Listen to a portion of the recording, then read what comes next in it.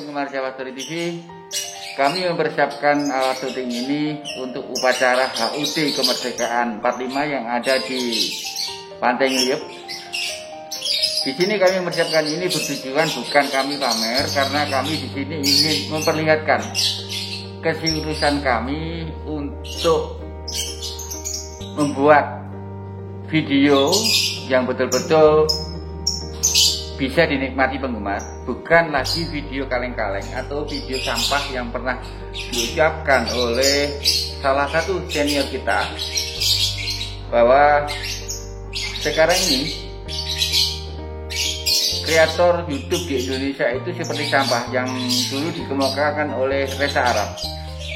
Maka saya ingin membuktikan bahwa kami betul-betul serius untuk bekerja dalam hal ini, membuat video seperti ini betul-betul serius. Kami tidak lagi asal kita bikin. Kalau penggemar ingin lebih tahu secara detail background kami semuanya ini, sebenarnya tidak ada background secara multimedia, tetapi kami mempunyai background yang di luar daripada ini semua. Seperti teman saya Mr. Agustaf ini bisa memberikan penjelasan secara rinci. Background Mr. Agustaf ini biar Mas Agustaf sendiri yang menjelaskan. Monggo Mr. Agustaf. Terima kasih Pak. Ya, kita memang backgroundnya berbeda-beda dan tidak ada yang background kita itu dari audiovisual maupun dari multimedia. Kalau saya sendiri sih background saya dulu adalah trader. Saya pemain pialang, saya bermain di indeks saham, saya bermain di valuta asing.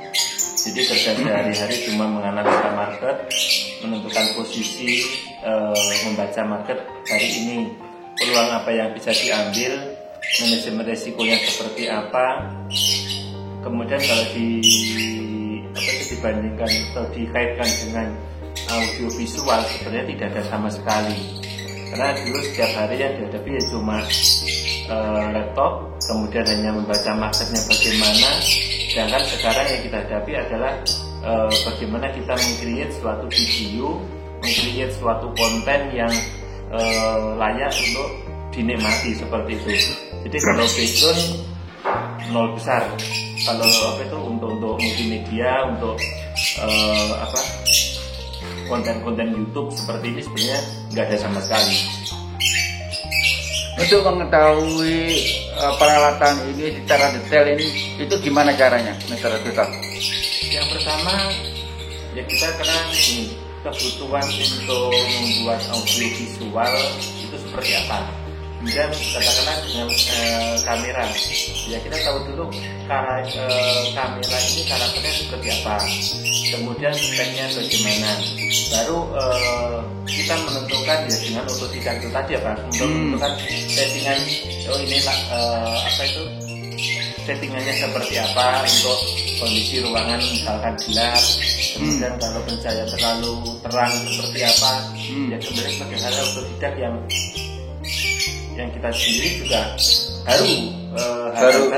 baru mengenal teknik-teknik itu sendiri, padahal kita sendiri itu sama sekali tidak paham mengenai teknik pengambilan gambar dan lain sebagainya ya. Nggak ada sama sekali, karena ya itu tadi backgroundnya seorang trader, bermain di indeks saham, kemudian beralih menjadi konten kreator, itu kan juga sesuatu yang lompatannya nggak ada sama sekali, bertolak belakang sekali. Ya. Oke, Mr. Agustaf, terima kasih atas uraiannya.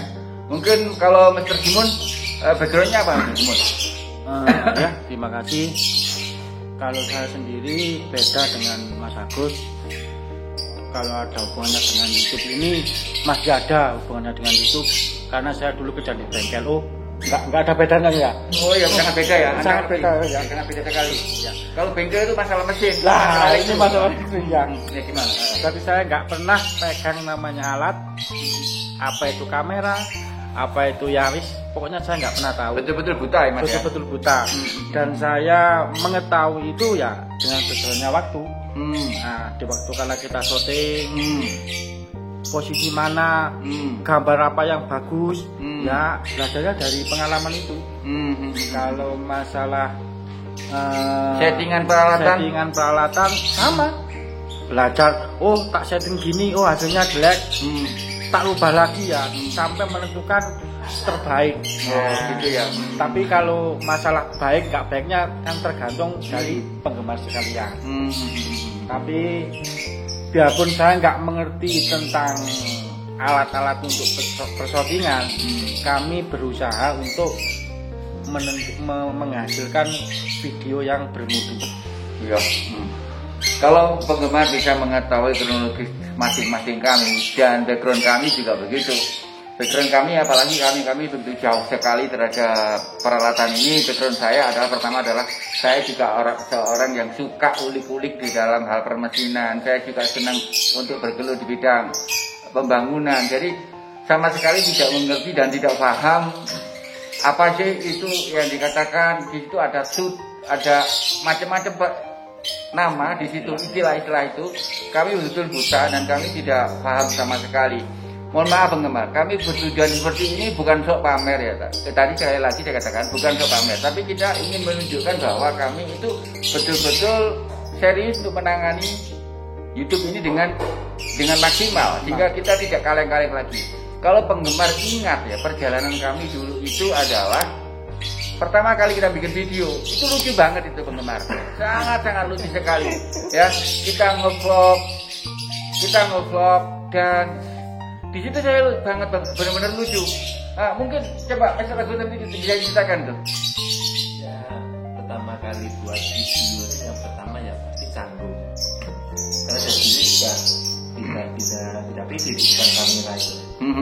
Dia canggung. Kemudian aku harus nge-shoot sesuatu yang itu hal baru yang nanti akan ditampilkan ke publik kan seperti itu. Betul. Awalnya juga nggak yakin, nggak pede. Tapi bagaimana sih kita kalau nggak mau mencoba juga tidak tahu hasilnya kan seperti itu kan. Ya akhirnya kita buat konten video yang pertama. Ya hasilnya mungkin bisa penggemar lihat lah bagaimana video kami yang pertama. Ya masih lucu, masih unik, konyol juga.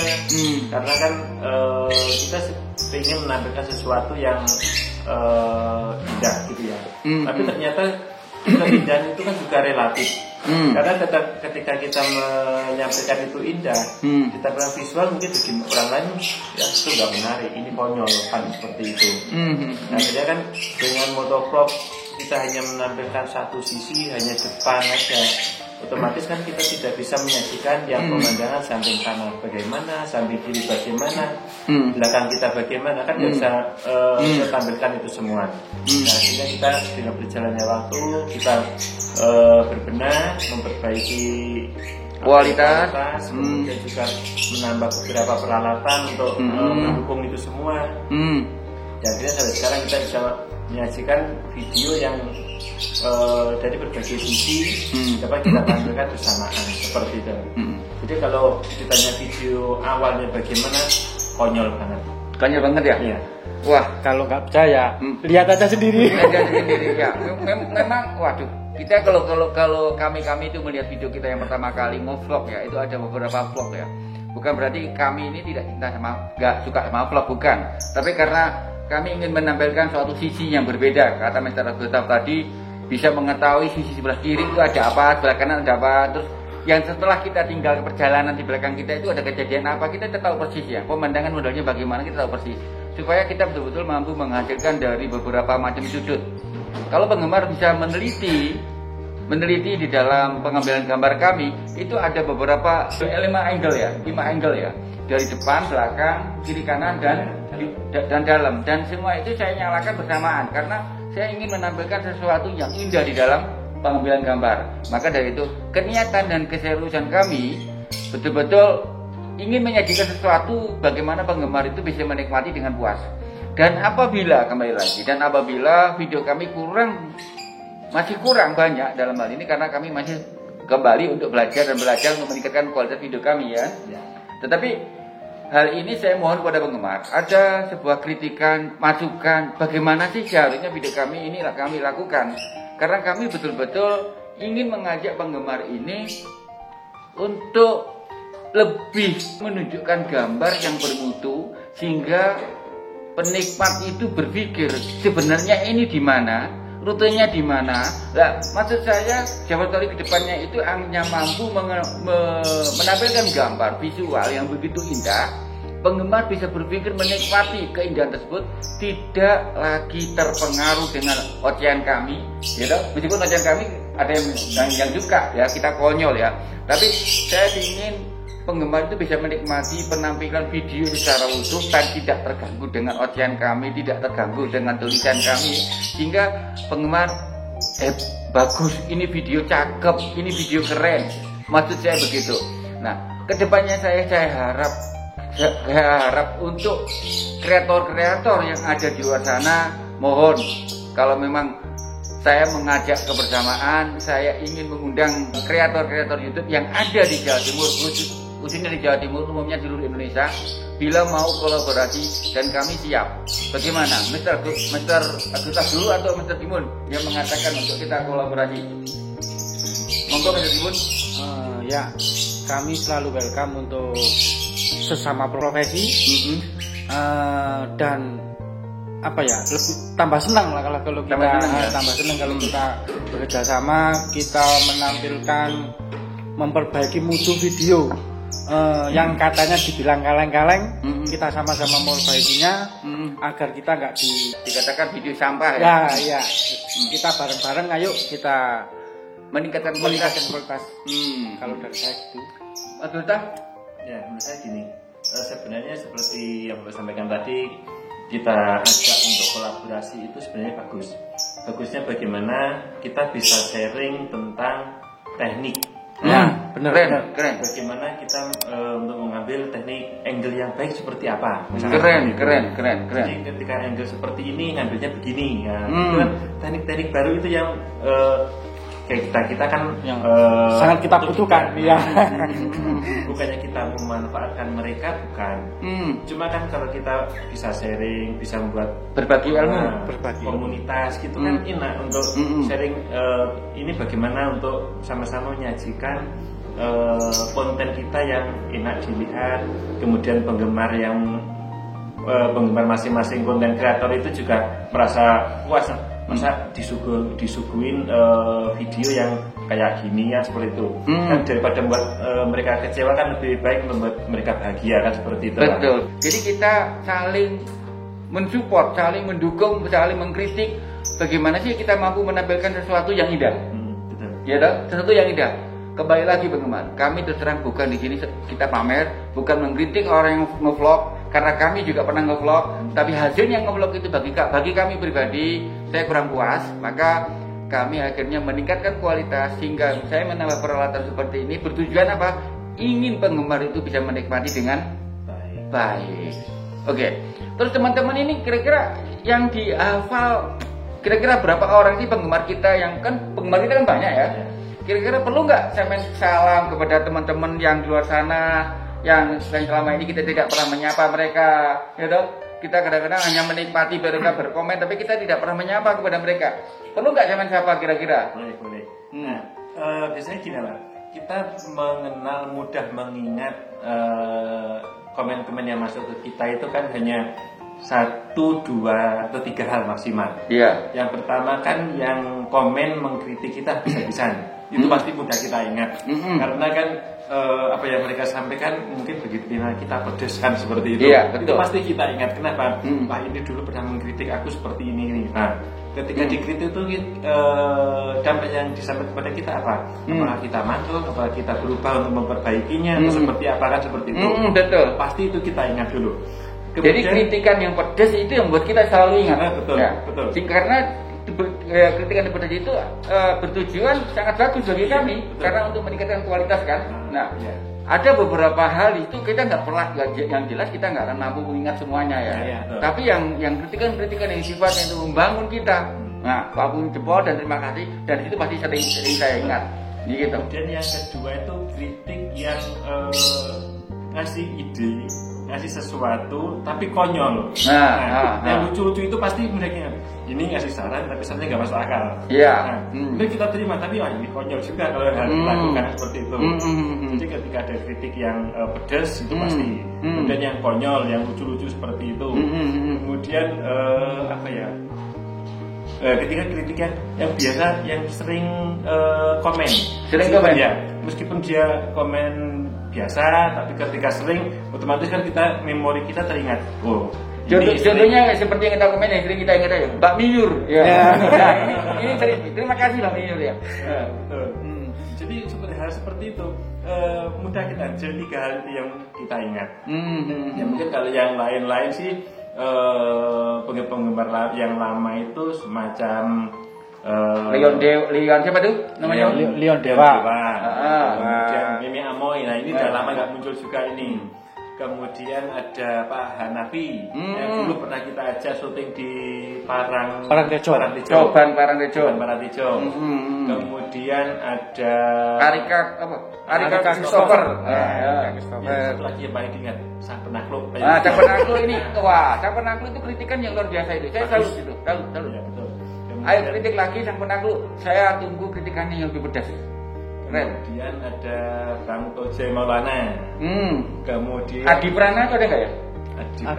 Adi Pranata itu ya. Chandra Gumelar. Nah itu. Gumelar. Terus Dian Siti. Nah itu sering kita. Ya, Dian Siti. Herawati.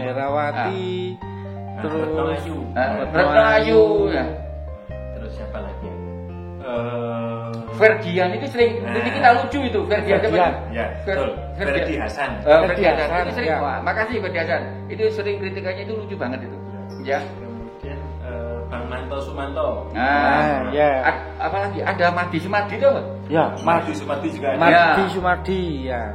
Itu. Jadi kami nggak bisa mengingat semuanya ya. Ada satu lagi, Bang Seng. Bang lama nggak muncul. Bang Seng udah lama nggak muncul ya. Ya. Karena apa? Ada yang sering kita komen itu lucu ya antara Fardi Hasan dan Anthony Dugawa. Nah itu kadang-kadang nyambung gitu. Si Fardi Hasan nyambung, bapak apa kemarin itu yang kita dikatakan apa gigi apa? GGS. Gila apa itu namanya itu? Gila segala apa? Gila segala. Itu Anthony Dugawa dan Fardi Hasan itu sering hampir sama itu. Karena sedikit sinting ya. Rudim juga gitu, ya toh. Iya. Di Gustian itu juga sering terjadi dia momen-momen yang lucu-lucu. Abdul Mukti misalnya begitu ya. Itu banyak sih sebenarnya kalau kita kayak itu Sasa itu juga Sasa siapa itu? Sasa Sabrina itu kan juga sering gitu komen. Terima kasih atas komennya semuanya. Adipati Seno itu yang orangnya rajin banget itu. Setiap kita upload selalu dia lebih dulu itu Adipati Seno itu. Terus Neng Siti tadi sudah. Bukan yang kalau nggak salah Jawa Barat itu siapa? Mai Sinta ya Pak? Oh iya Mai Sinta. Iya itu juga sering. Iya betul. Mbak Mai Sinta. Terima kasih. Mbak Shirley Yolanda. Makasih banyak. Makasih banyak atas komen-komennya. Oke penggemar, saya tahu persis saya nggak bisa menyebutkan satu persatu penggemar karena ya kita nggak akan bisa mengingat semuanya dan terus terang kami nggak bisa ngabsen semuanya. Saya ucapkan terima kasih buat penggemar karena dengan adanya penggemar mengkritik kami, mensupport kami, karena kritikan yang pedas itu membuat kami akan lebih mampu meningkatkan kualitas video kami.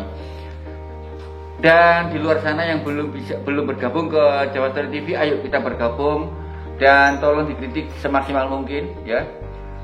Sehingga kami akan mampu meningkatkan kualitas apa yang diinginkan oleh penggemar. Oke, ada tambahan sedikit mungkin dari Mr. Kimun?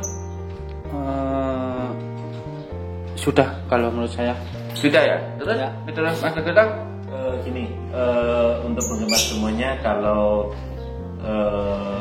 ingin untuk kita syuting bareng-bareng, kemudian lokasinya juga lagi bagus, misalkan ke pantai, mau ada tempat yang bagus misalnya ke naik gunung mana, seperti itu kan sepanjang waktunya juga tidak terlalu lama, kemudian rutenya tidak terlalu ekstrim lah seperti itu. Ya, tapi kita punya rute-rute ekstrim juga loh. Tapi dalam hal ini kalau kita mau ke tempat-tempat ekstrim, minimal kita harus penggemar memberikan jeda waktu ya untuk mempersiapkan kami. Kadang-kadang nanti bisa bentrok dengan waktu sama, kan gitu Mas? Ya betul.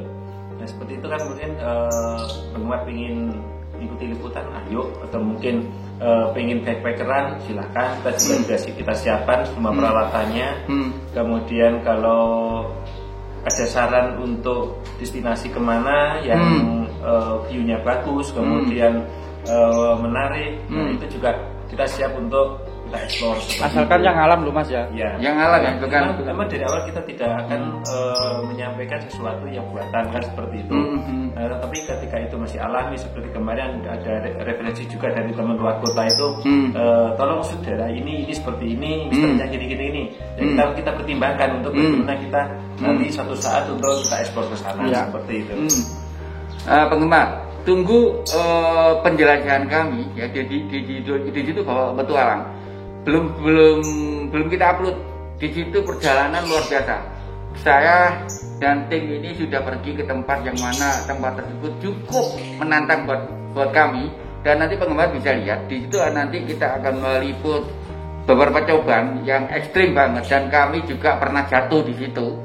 Tapi saya betul-betul waktu jatuh itu saya mengamankan peralatan.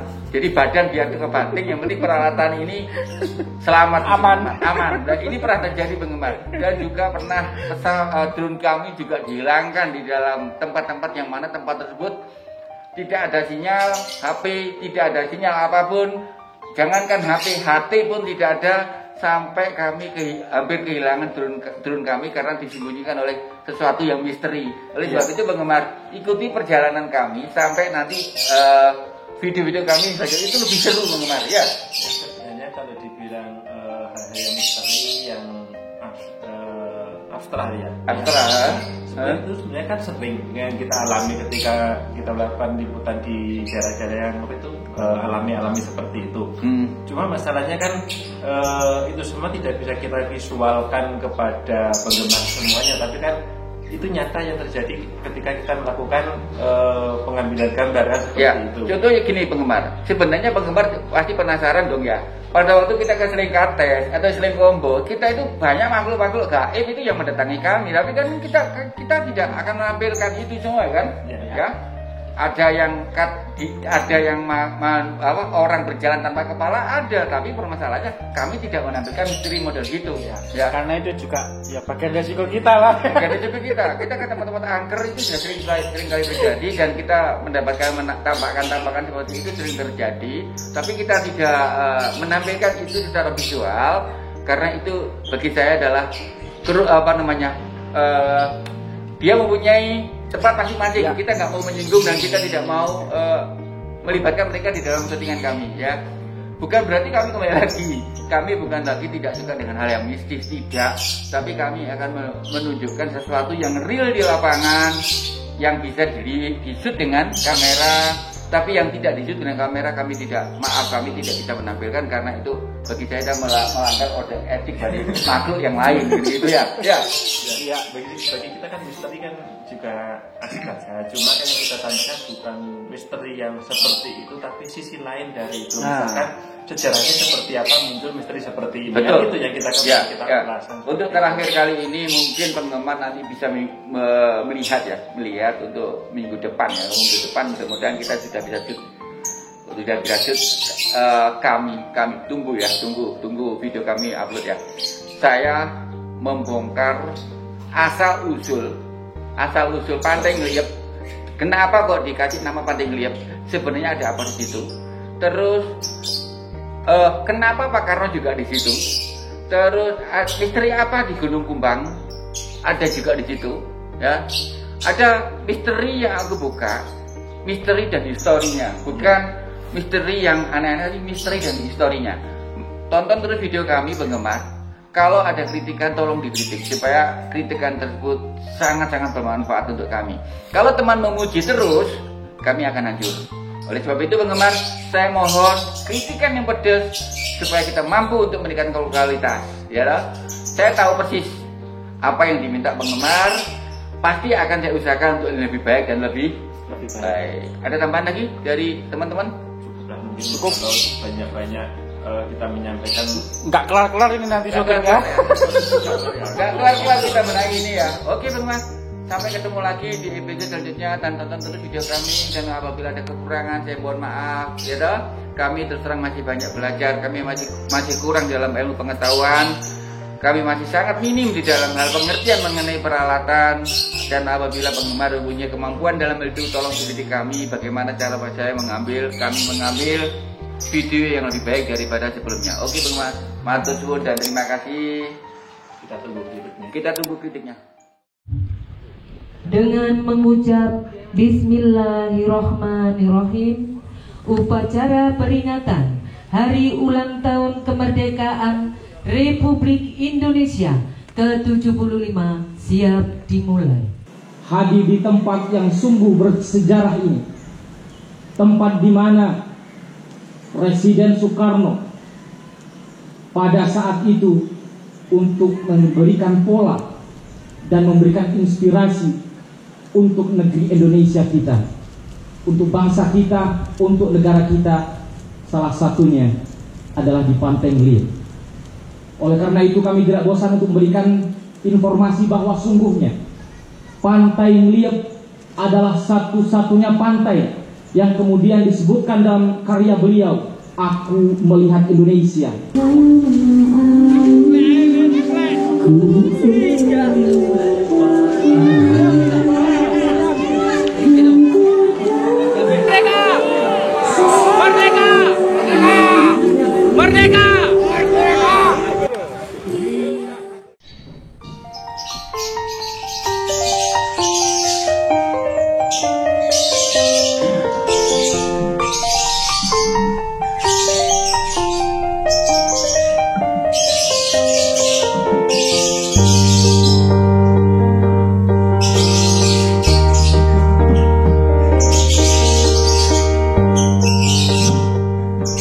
Sesama profesi